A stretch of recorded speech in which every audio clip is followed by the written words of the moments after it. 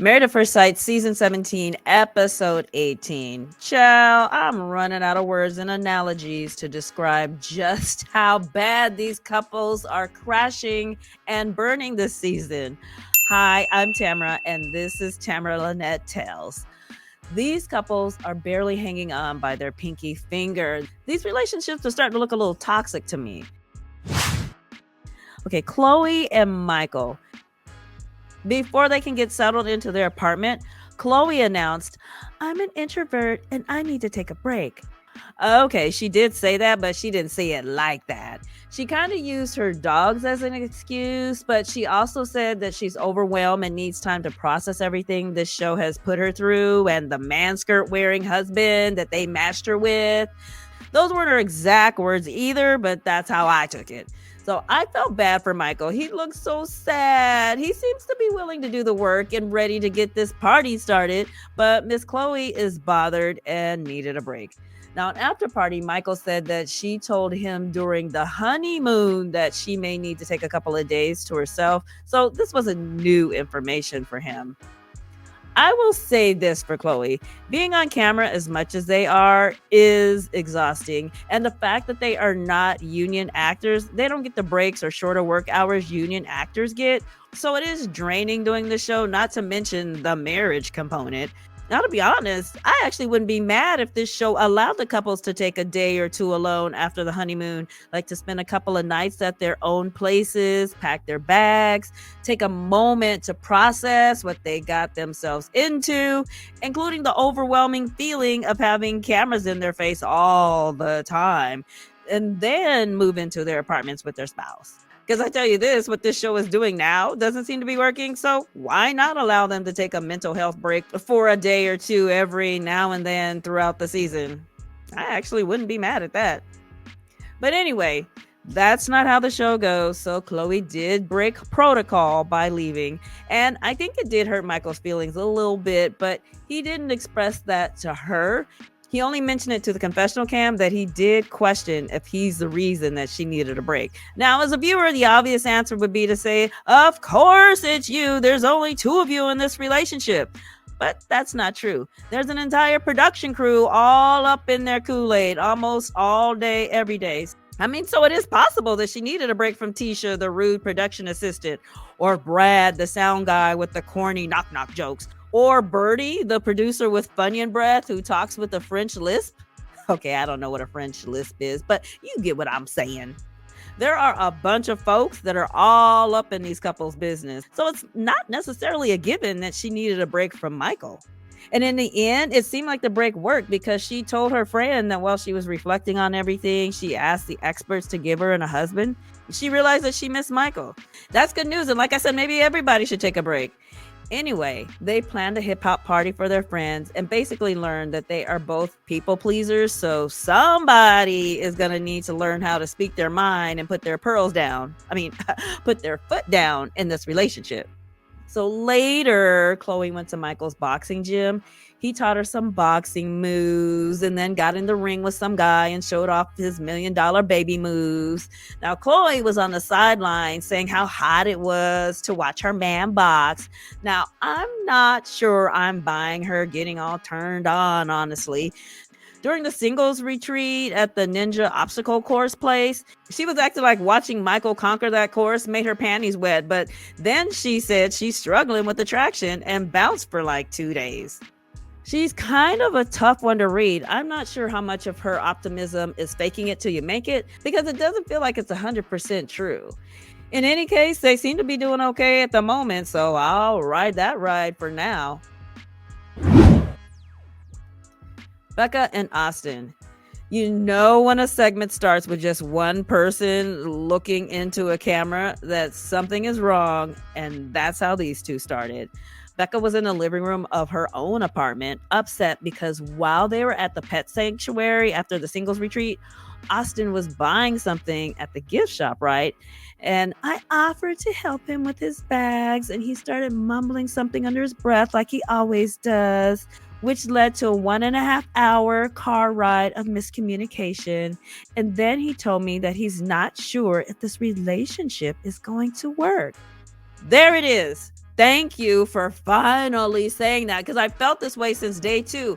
I don't believe she's his type, which is not a put down to Becca at all. I like Becca. She appears to have a nice, positive, and accepting spirit about her.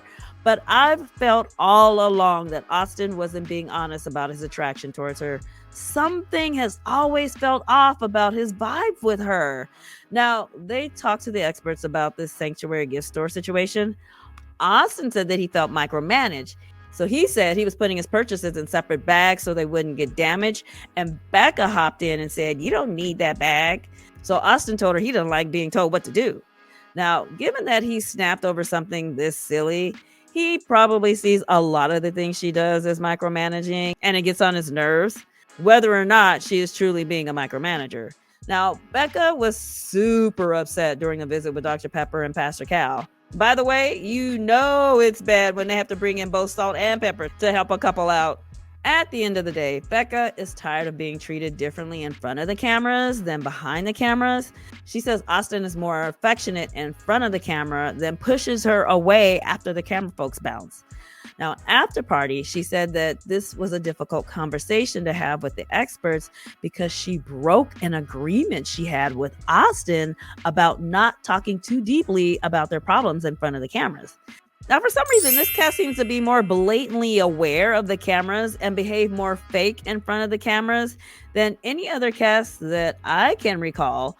Well, at least in terms of other cast members calling them out for being that way. By the way, did you notice how Becca was sitting in the hot tub with her leg up, wearing an ankle stocking and a sock halfway hanging off her foot?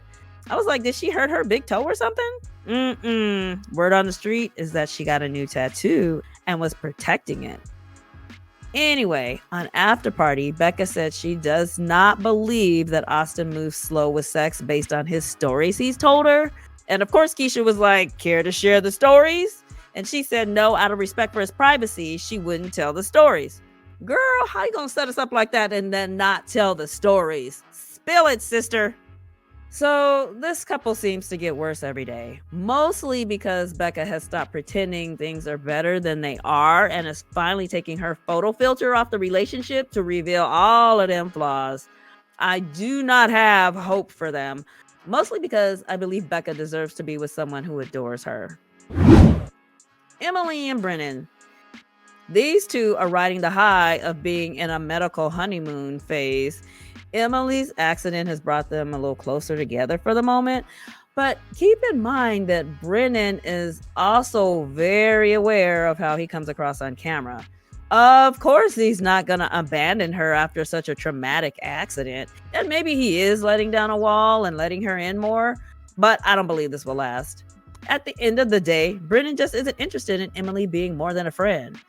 She did recover nicely from her accident, by the way. After the swelling went down, she looked good. When they talked to the experts, they had all 3 experts on a Zoom call.